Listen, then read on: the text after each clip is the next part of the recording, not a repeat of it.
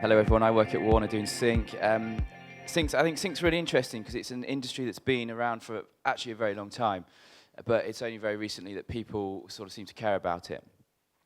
So today we're going to talk a little bit about some different areas: advertising, TV, film, computer games, and also look into some trends, a bit of science, although take that with a pinch of salt, and then maybe have some lessons for you guys to take away, which you can kind of look at when you're trying to get your music synced, or if you work for a label, if you're talking to your sync guys, kind of some techniques or some things that you should aim to do.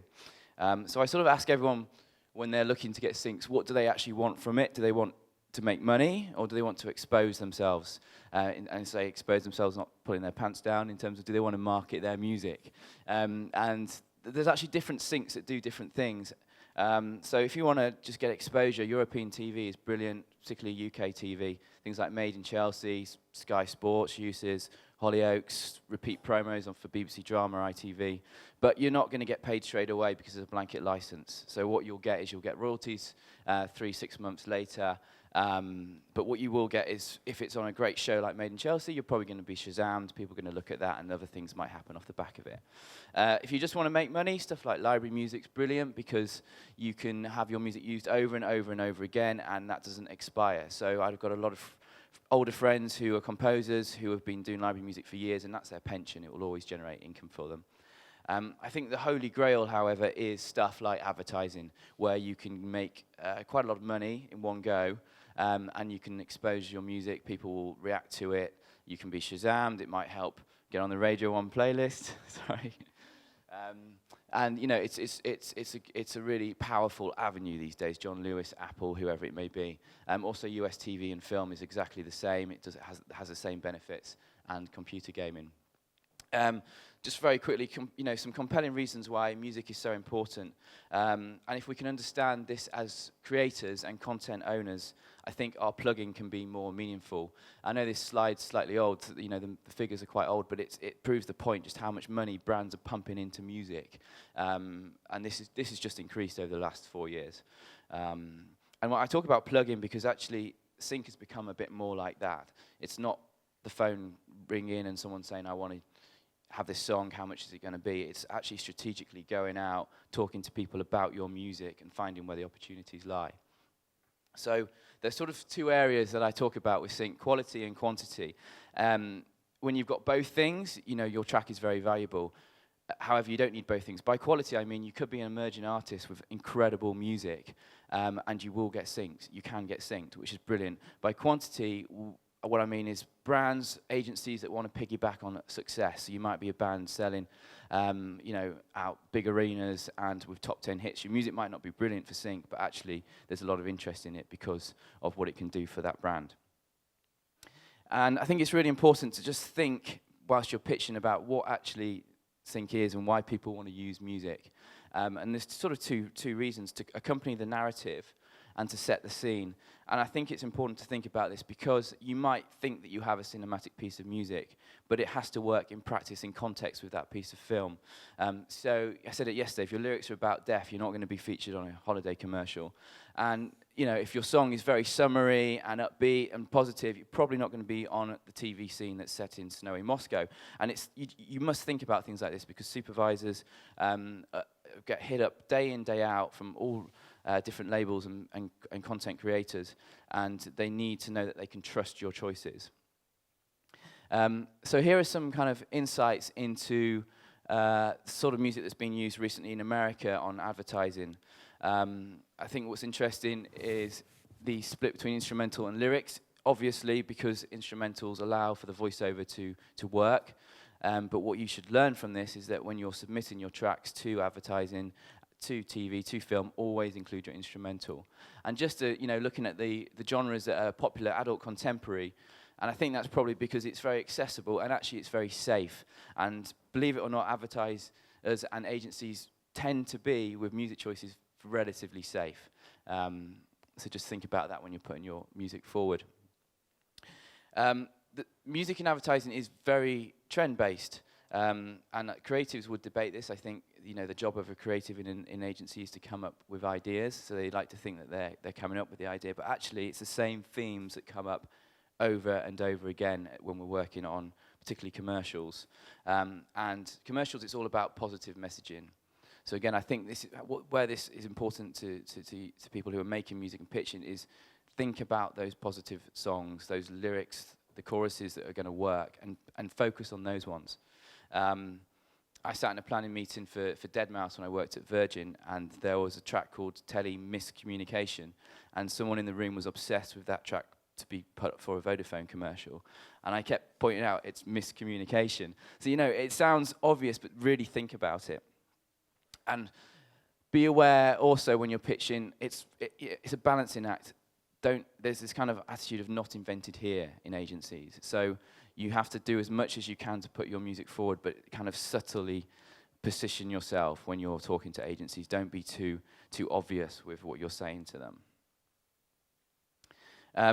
So I wanted to talk a little bit about emotion, and this slide sort of basically sums up what advertisers are looking for when they look at a track. Music can grab attention and it can evaluate the brand, which leads to persuasion. But what's actually happening here is the emotion that track holds is doing all the work. And I think that emotion can be down to the actual melodies or the lyrics, or it might be down to the powerful associations that the advertiser, the person, has with that music. And everybody has an opinion on music, so that's what you're kind of battling with. So I think it's really important to think about actually what is the thought process which is going to get my track on an ad, and why is somebody thinking that they like it. And the science is actually really interesting. There was actually a study in 2012, and I watched this documentary about Alzheimer's patients who, when they were played music from their past, they awoke and they started to recall memories. And I think this is really important. And a neurologist actually went on to say that music imprints itself on the brain deeper than any other human experience. And I think this is really important in advertising, and this is exactly what advertisers are trying to tap into. You know, brand perception is more positive if the meanings of the music and the rest of the advertisement fit well together from a listener's perspective. And there's a little sort of, it doesn't work. Basically, what that's meant to do is say music and words, music and narrative, music and visuals. And as you add in those different areas, you get to an extremely persuasive argument. So basically, what I'm trying to say is often familiar music works well because people trust music. They trust what they know from their past and what they know contextually and culturally. So if you're not a well-known artist, what can you do? And I always say to our emerging artists, record some covers, because covers work really well, and you see them work well for things that people like John Lewis. You see supermarkets like Tesco use covers, and also you see covers used a lot in film advertising. Because they have that familiarity that people trust, and I think it's really important for new artists to, if they want to establish themselves in sync, to perform some covers and get those recordings done. But bear in mind, actually, in practice, 50% of the time, the advertising campaigns we've worked on have been driven by the creative. So there is some promise if you don't want to do covers. Very quickly, this slide, I think, just sums up why sync is very important at the moment. You can see the sales are emphasized here, but look how music has dropped and how computer games is rising. I think probably because you can't pirate computer games, and computer games unit price is very expensive, whereas music's obviously easily piratable. But what it just shows you is why sync is important and why you should be positioning yourselves in the games industry, in the video industry, and not just in the music industry. So a bit about TV and film. There's this thing that we call the North Atlantic divide. So in America, you get paid for your music uses on TV, whereas in the UK, there's a blanket license. So you don't get paid until your royalty check comes through. What you have, however, is in the UK, a lot more platforms that will help expose your music, and you can be discovered by new audiences. Prime example is Made in Chelsea, where often tracks that are used on there will be Shazammed. They have a Spotify playlist. People subscribe to that playlist. So you need to think more long-term when you think about UK television. And in the States, that's less likely to happen, but you are more likely to get a $5,000 paycheck. So use sync agents and short-term publishers. And by that, I mean publishers. I mean people like Centric. At Warner, we've set up a publisher called W Songs, where we offer publishing contracts, short-term publishing contracts, 30-day rolling contracts to writers who we feel work within Sync well, and they, you're not signing away your rights. We're administering your catalog to enable us to put you forward for Sync. And I think this sort of these sorts of mechanisms are very important these days. Instrumentals are key, and tag your tracks. Supervisors receive hundreds of tracks a day, not a month, a day, and they won't listen to them straight away, but when they're thinking about a scene that they want to find a song for, they will search in their iTunes for songs about summer or songs about breaking up or whatever it may be, so make sure you tag your songs.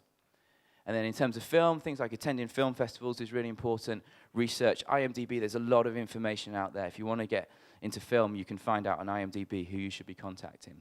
And take some guesses at, their name, their first name dot last name at whoever.com. It's quite easy.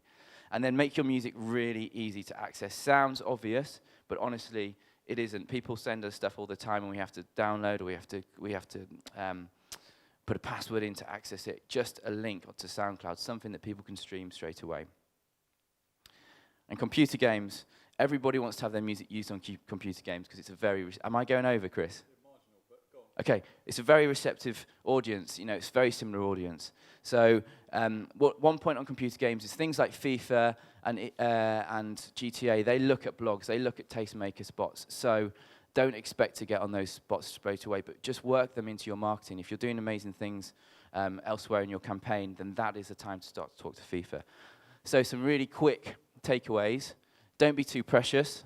Honestly, people do it. We had an artist who, we had a sync request for NatWest, and they sent us a 2-word email, which was fuck off, and it's because they overcharged them on their student loan. Don't be too precious.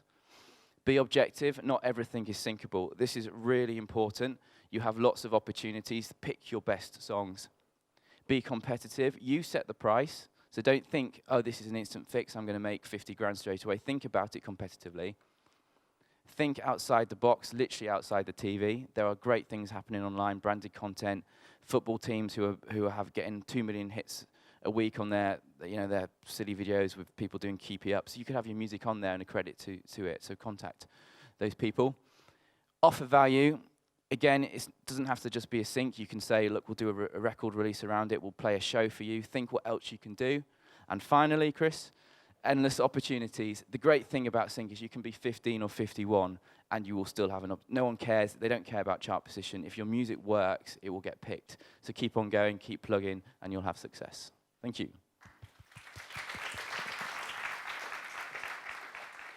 Fantastic.